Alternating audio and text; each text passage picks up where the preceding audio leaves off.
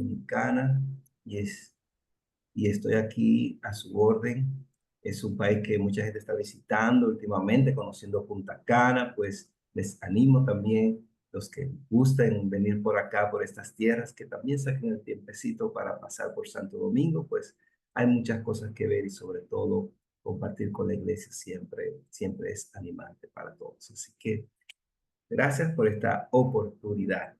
Y y definitivamente Pablo también es alguien muy querido por nosotros, alguien que muy respetado también, amado por nuestra iglesia, estuvo compartiendo con nosotros el año pasado y fue de gran ánimo y de gran inspiración para nosotros. Entonces, ahora voy a compartirles, si me permiten, esta clase. Y antes de compartir, me gustaría tomar un minutito para orar, por favor, para que Dios nos dirija. Amén. Mi Dios y Padre amado, gracias por este privilegio que tú nos das de poder aprender de ti, de tu palabra. Gracias porque te revelas a nosotros a través de las escrituras para que podamos acercarnos más y más a ti, conocerte más profundamente como tú nos conoces a nosotros. Bendito sea tu nombre. Gracias por este espacio que nos regalas para poder compartir como hermanos y aprender. Te oro por cada uno de los hermanos y hermanas que están acá presentes, que tú bendigas sus vidas, bendigas el esfuerzo que están haciendo por conocer más de ti y que todo sea de gran ánimo y de gran ayuda para las iglesias. Todo lo pongo en tus manos en el nombre de Jesús. Amén. Bien, mis queridos hermanos, estaremos hablando en esta noche en este curso de las Sagradas Escrituras, hablar del tema la inerrancia de la Biblia. Un tema muy importante y, como veremos, trascendental para poder sostener muchas de las cosas que nosotros creemos como creyentes, como cristianos. No sé si ve la presentación. ¿Se puede ver? Se ve, claro. Perfecto. En 2 Timoteo capítulo 3, versículo 16 al 17 nos dice la escritura: toda escritura está inspirada por Dios y es útil para enseñar, para reprender, para corregir y para instruir en la justicia, a fin de que el siervo de Dios esté enteramente capacitado para toda buena obra. Esta es una de las escrituras que sustenta la inerrancia de la Biblia. Ya estaremos definiendo el término un poco más adelante, pero básicamente parte de la idea de que si las escrituras son inspiradas por Dios, si Dios es el autor principal de las escrituras y el Espíritu Santo es el guía, pues las escrituras deben ser perfectas porque Dios es perfecto, es decir, no debería tener errores. Y eso es parte de lo que trata esta doctrina de la inerrancia de la escritura, aparte de que Dios es el autor de las escrituras, de que las escrituras son inspiradas por Dios y por ende son carentes de error, de cualquier tipo de error. Ya veremos más adelante un poquito más sobre esto. Agustín nos dice lo siguiente: las escrituras no pueden mentir, por eso pueden describirse como sagradas, infalibles y absolutamente fiables. Aunque la doctrina de la inerrancia de la Biblia, algunos creen que es algo muy reciente de los últimos siglos, vale resaltar que es básicamente lo que Jesús y los apóstoles creían. Cuando vemos que Jesús y los apóstoles citaban las escrituras, lo hacían con toda confianza, lo hacían con la certeza de que las escrituras son inspiradas por Dios y que por ende son una guía fiable para el creyente. Así también lo creía Agustín y muchos grandes hombres de fe a lo largo de los siglos. En el ámbito cristiano, conocemos como Sagradas Escrituras el conjunto de libros que componen el canon bíblico, es decir, tanto el Nuevo como el Antiguo Testamento. Los ser considerados considerados de inspiración divina, no solo son una fuente inagotable de conocimiento espiritual, sino que también están revestidos de una profunda autoridad, por lo cual los creyentes en sentido general consideran que son el marco de referencia por excelencia para regular, normar y legislar la conducta humana, individual y colectiva. Así de importantes son las escrituras para los cristianos, nosotros los creyentes. Tanto es así que las consideramos como normativas para nuestras vidas, nuestras iglesias, nuestra familia. De manera que sí, este es un tema sumamente importante. La doctrina de la inerrancia, como dijimos al principio, se desprende del hecho de que las escrituras son inspiradas por Dios. Si son inspiradas por un Dios perfecto, omnisciente, omnipotente y omnipresente, hemos de esperar que las mismas estén libres de errores de cualquier tipo. Vamos a ver algunas referencias, algunas definiciones de algunos autores reconocidos sobre este tema de la inerrancia. En su libro Con Precisión, Jaime Fasold dice lo siguiente: la doctrina de la inerrancia afirma que cada palabra en los manuscritos originales de las Escrituras están exenta de error de toda clase. Esta doctrina es la conclusión lógica de los primeros tres pilares de la doctrina de la inspiración, a saber que las Escrituras son de origen divino, que toda escritura es inspirada y que cada palabra es inspirada. Por otra parte, en su libro Doctrina Cristiana, Millar Erickson nos dice: la inerrancia de las Escrituras es la doctrina de que la Biblia es completamente veraz en todas sus enseñanzas.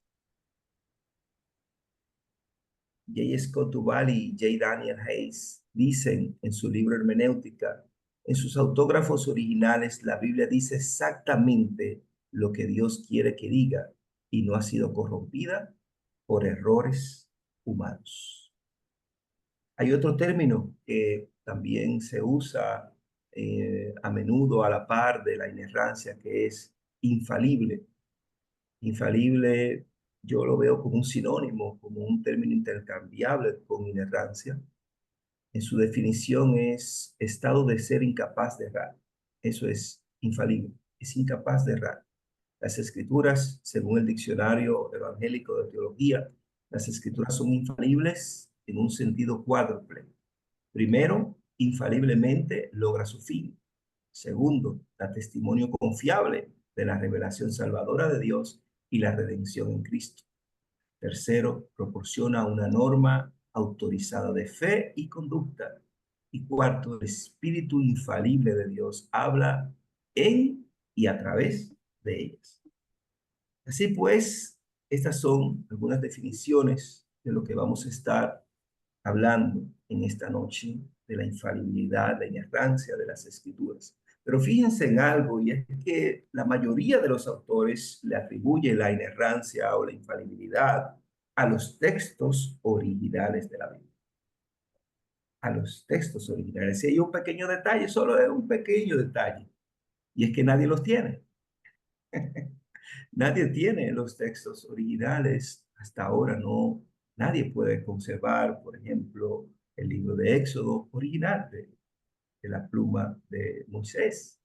Nadie tiene ninguno de los libros originales de la Biblia. Y esto puede ser un problema para sostener esta doctrina. La doctrina de la inerrancia se aplica en sentido estricto solo a los originales, como ya hemos dicho, pero en sentido derivado a las copias y traducciones, es decir, en la medida en que reflejan el original.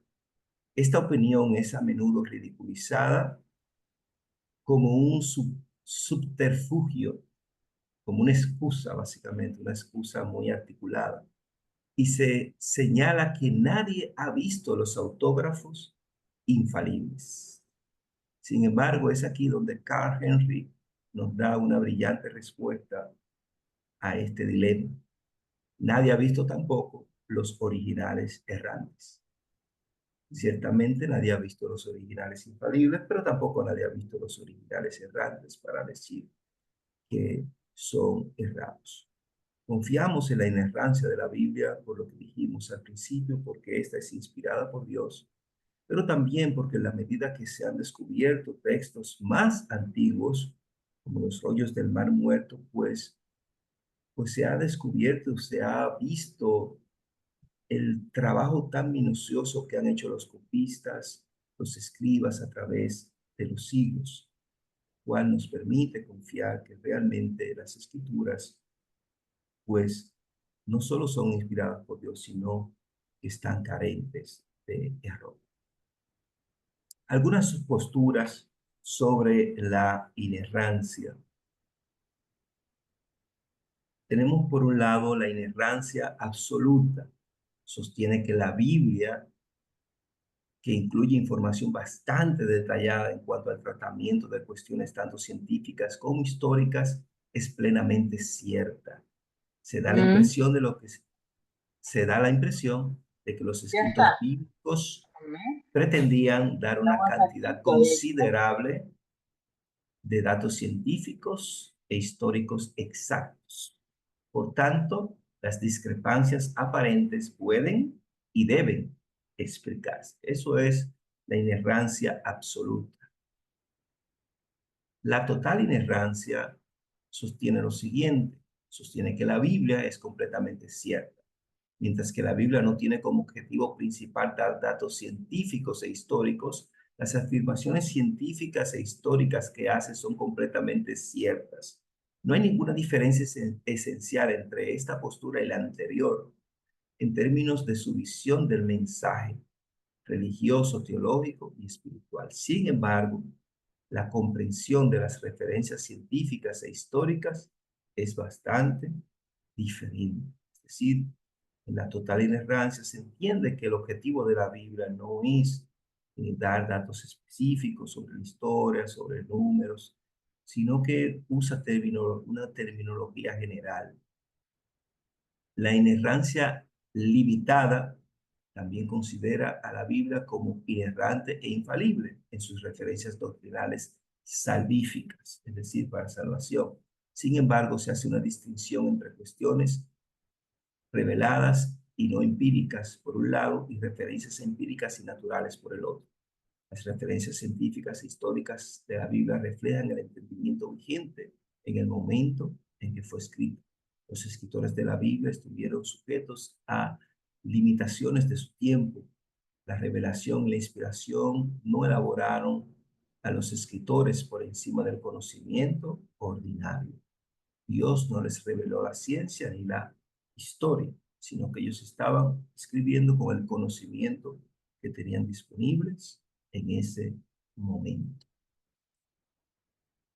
En consecuencia, la Biblia bien puede contener lo que llamaríamos errores en estas áreas. Sin embargo, esto no tiene grandes consecuencias. Esto es lo que sostiene la inerrancia limitada, ya que la Biblia no pretende enseñar ciencia ni historia. Sin embargo, para los propósitos para los cuales fue dada, la Biblia es completamente veraz e inerrante.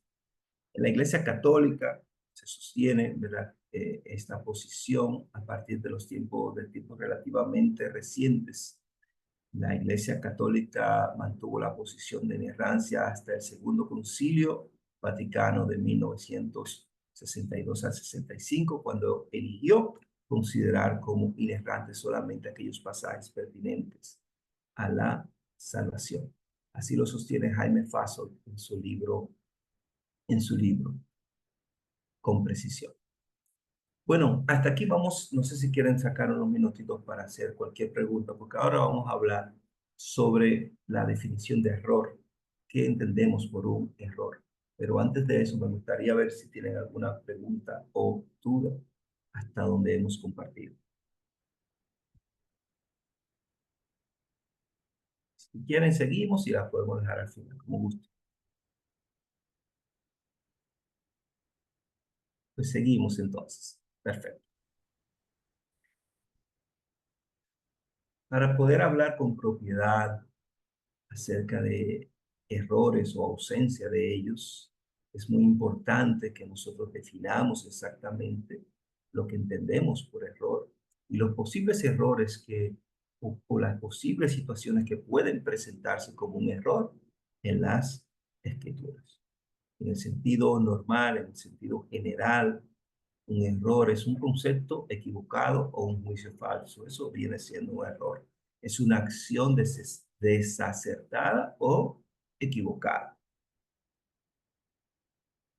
Las declaraciones de las escrituras serían erradas si contradijeran claramente los hechos. En ese caso estaríamos ante un error. Por ejemplo, si Jesús no murió en la cruz, eso sería un error de las escrituras.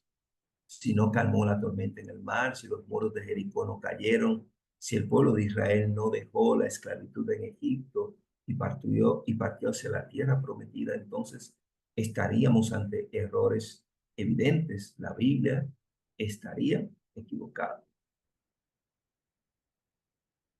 Sin embargo, no toda aparente contradicción o contraste en las escrituras debería considerarse un error. Por ejemplo, si Mateo relata un episodio de la vida de Jesús de una manera distinta a Lucas, esto podría considerarse un error.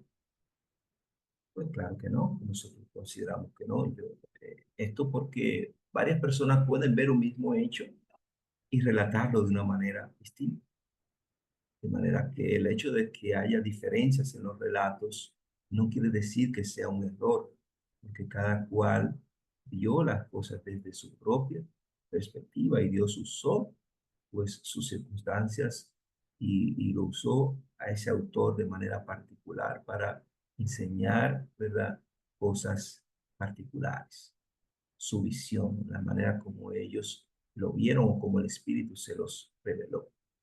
En ocasiones, no obstante, la Biblia puede ser compleja y contener lo que nosotros llamamos tensiones. Por nuestra parte, nos inclinamos a sostener que estas tensiones son intencionadas y que no están en el texto por error, sino porque así fueron diseñadas. Difícilmente pueden considerarse como errores. Por esta razón, preferimos hablar de veracidad, fiabilidad e inspiración de la Biblia, más que utilizar el término tanto impreciso de inerrancia. Así lo, lo describen los autores del libro Hermenéutica, comprendiendo la palabra Dios.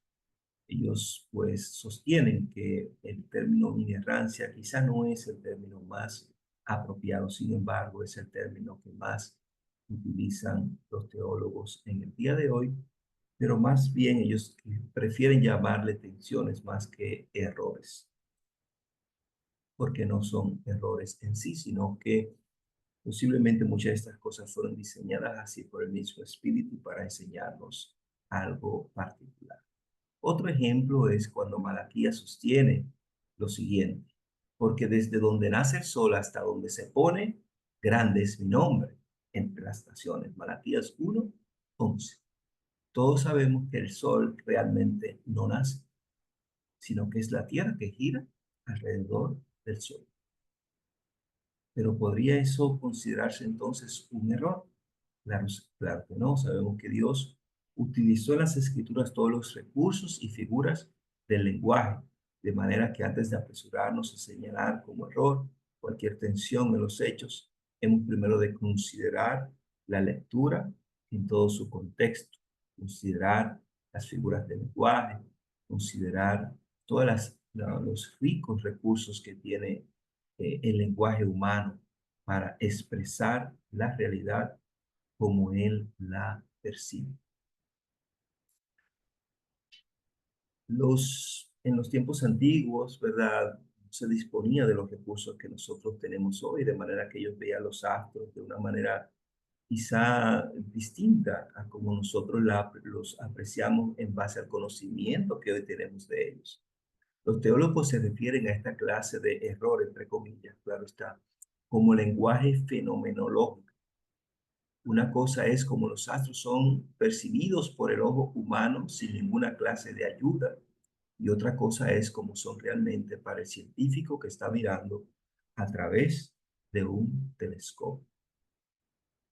No podemos considerar error el hecho de que los autores bíblicos percibían las realidades conforme al conocimiento que les había sido revelado hasta ese momento. En base a eso ellos veían y por eso no debería considerarse un error cuando se habla de fenómenos astrológicos. Para descubrir la intención, aquí me apoyo de el Segundo Concilio Vaticano, que coincido con esta metodología que ellos utilizan o declararon para interpretar el texto. En esto coincido completamente con esta declaración. Dice, para descubrir la intención de los agiógrafos, es decir, los autores bíblicos, entre otras cosas, hay que atender a los géneros literarios, puesto que la verdad se propone y se expresa de maneras diversas en los textos de diverso género, histórico, profético, poético o en otros géneros literarios. Conviene además que el intérprete investigue el sentido que intentó expresar y expresó el geógrafo en cada circunstancia según la condición de su tiempo y de su cultura, según los géneros literarios usados en su época.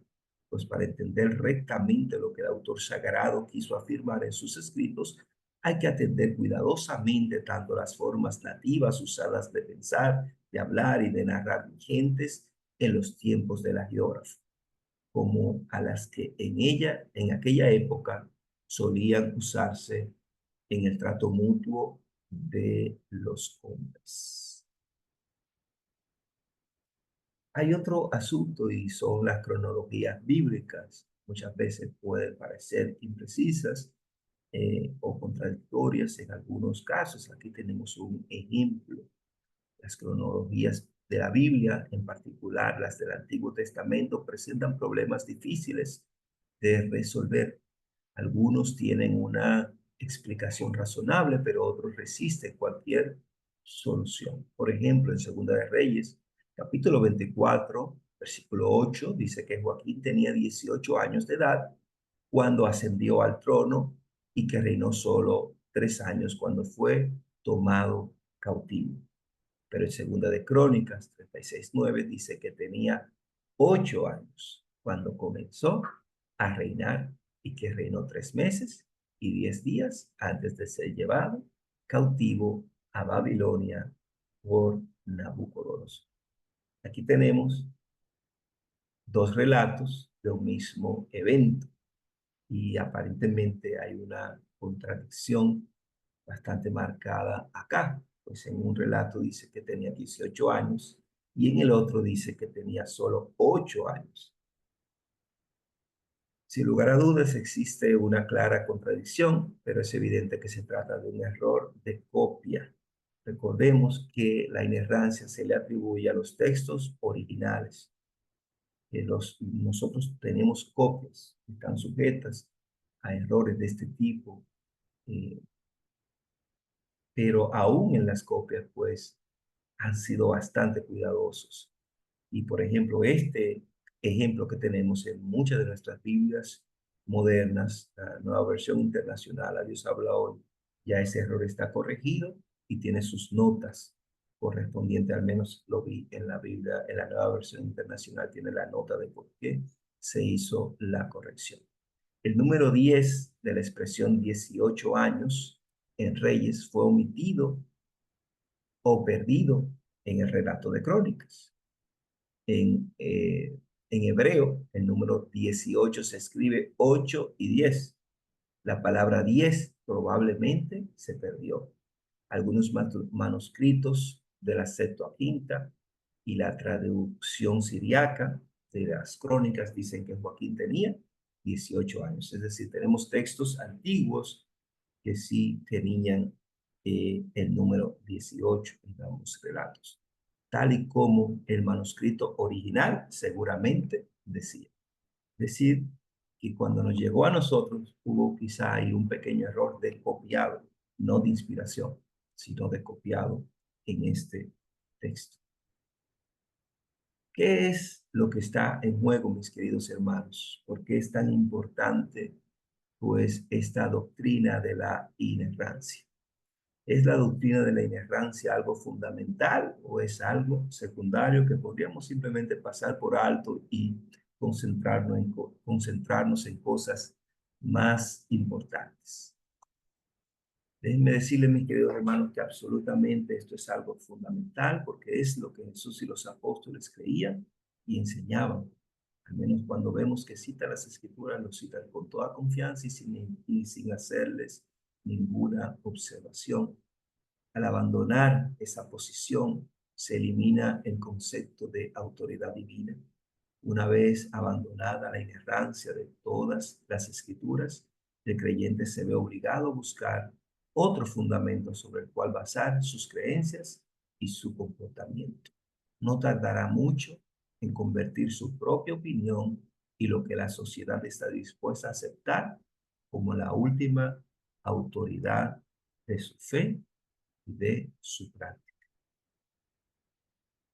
En este sentido, la Declaración de Chicago, que se la recomiendo y se la voy a pasar a Paulo para que la comparta con ustedes, que fue una declaración que se hizo en 1978, cuando más de 300 pastores evangélicos se reunieron para discutir este tema.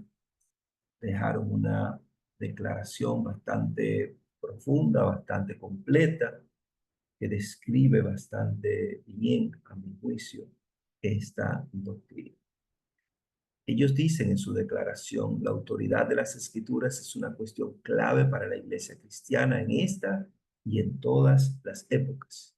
Aquellos que profesan la fe en Jesucristo como Señor y Salvador están llamados a mostrar la realidad de su discipulado obedeciendo humildemente y fielmente la palabra escrita de Dios. Apartarse de las escrituras en fe o en conducta es deslealtad hacia nuestro Maestro. El reconocimiento de la verdad total y de la confiabilidad de las Santas Escrituras es esencial para una comprensión completa y para una confesión adecuada de su autoridad. Asimismo, en su artículo 19, donde hay afirmaciones y negaciones, la misma Declaración de Chicago dice lo siguiente: afirmamos que una confesión de la plena autoridad, infalibilidad y la inerrancia de la Escritura es vital para una buena comprensión acerca de la totalidad de la fe cristiana. Afirmamos además que tal confesión debe conducir hacia la creciente conformidad a la imagen de Cristo. Negamos que tal confesión sea necesaria para la salvación. Es decir, ellos consideran que una persona puede no considerar esto y eso no necesariamente pues lo convierte en alguien no salvo. Sin embargo, negamos que la inerrancia negamos que la inerrancia pueda ser rechazada sin graves consecuencias tanto para el individuo como para la iglesia. Es decir, mis hermanos, estamos ante un tema de gran valor para nuestras vidas, porque de esto depende en gran medida la confiabilidad y la autoridad de las escrituras. Si las escrituras tienen errores, pues qué nos haría, por qué entonces podríamos confiar en ellas? Así que es mucho lo que está en juego con esta doctrina, con la inobservancia de esta doctrina. Conclusiones, mis hermanos. La inerrancia es un pilar indispensable para la sostenibilidad de la autoridad y la inspiración de la palabra de Dios, y que viene como resultado de la afirmación que indica que Dios es la fuente de dichos escritos. Por lo tanto, si Dios es la fuente, podemos asumir que la palabra está carente de errores. En un mundo en el que hay tantas concepciones erróneas y tantas opiniones, la Biblia es una fuente segura de guía, porque cuando se interpreta correctamente, se puede confiar plenamente en todo lo que enseña. Es una autoridad segura y digna de confianza. La Biblia, cuando se interpreta correctamente, a la luz del nivel al que se había desarrollado la cultura y los medios de publicación en el momento en que fue escrita y en vista de los propósitos para los cuales fue dada, es plenamente veraz en todo lo que afirma. Esta definición refleja la posición anteriormente señalada como inerrancia total. Es decir, la Biblia debe ser interpretada conforme a la realidad del momento en el que fue escrita.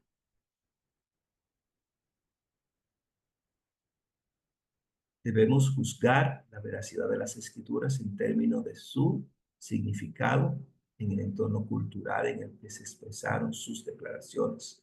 Las afirmaciones de la Biblia son plenamente ciertas cuando se juzga de acuerdo con el propósito para el cual fueron escritas.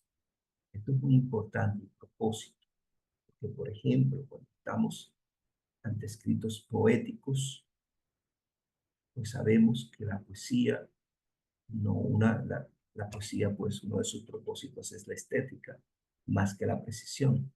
De manera que cuando hablamos, vemos el libro de los Salmos, Cantar de los Cantares, vemos textos poéticos que no necesariamente están buscando pues, los términos más precisos, sino los términos más bellos, la forma más bella de decir la realidad que les fue revelada.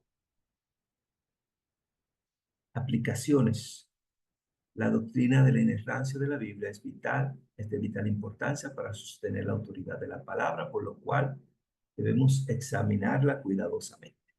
Vamos a detenernos, vamos a leer, vamos a analizar las diferentes posiciones para, con la guía y la ayuda del Espíritu Santo, nosotros también tener nuestra posición. Solo se podría considerar error si las declaraciones de las Escrituras se contradicen clara y abiertamente a los hechos. Sin embargo, no toda aparente contradicción o contraste en las Escrituras debería considerarse un error.